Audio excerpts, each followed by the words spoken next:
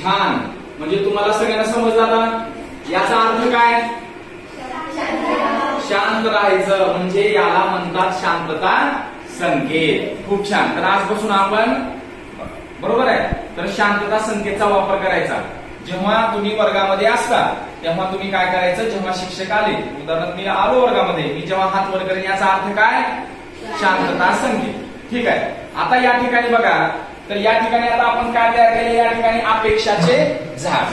तुमच्या कोणकोणत्या अपेक्षा आहेत? तर या अपेक्षा तुम्हाला या ठिकाणी दिसत आहेत. बरोबर आहे.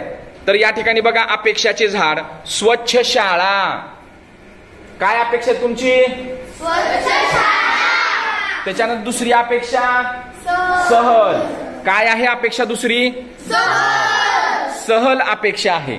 त्याच्यानंतर स्वच्छ शौचालय. बरोबर आहे का? त्याच्यानंतर दुपारी छान छान जेवण खाऊ पाहिजे. बरोबर आहे, दुपारी छान छान जेवण. त्याच्यानंतर हे झालं अपेक्षाचं झाड.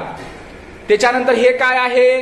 वर्ग नियम. बघा आता तुम्हाला सर्वांना एक वर्ग नियम तयार केलेले आहेत. काय वर्ग नियम तयार केलेले आहेत बघा?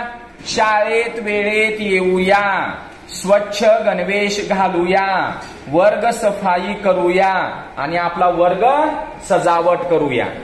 आणि जर कोणी हे नियम जर पाळले नाहीत तर त्यासाठी काय तयार केलेले आहेत?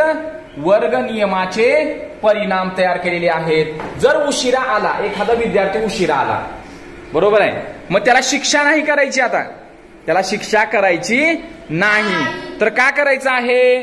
तर त्याला इंग्रजी शब्द लिहायला सांगायचे. 5 छोटे छोटे इंग्रजी शब्द लिहायला सांगायचे. त्याच्यात जर गोंधळ वर्गामध्ये गोंधळ घातला तर मराठी म्हणी म्हणायला सांगायच्या आहेत. खोडकरपणा केला तर कविता म्हणायला सांगायच्या आहेत.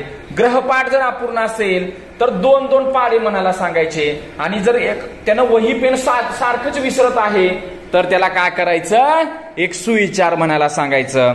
म्हणजे या ठिकाणी हे झाले वर्ग नियमाचे परिणाम. आणि हे तुम्ही आजपासून काय करायचे? पाळायचे आहेत. बरोबर आहे. आणि हे तुम्हाला झाड दिसत आहे का? बरोबर आहे. काय शाळेमध्ये स्वच्छता ठेवायची, शाळेत वेळेवर यायचं, वर्गात शांतता ठेवा आणि शिस्त पाळा. सर्वांना समजलं का?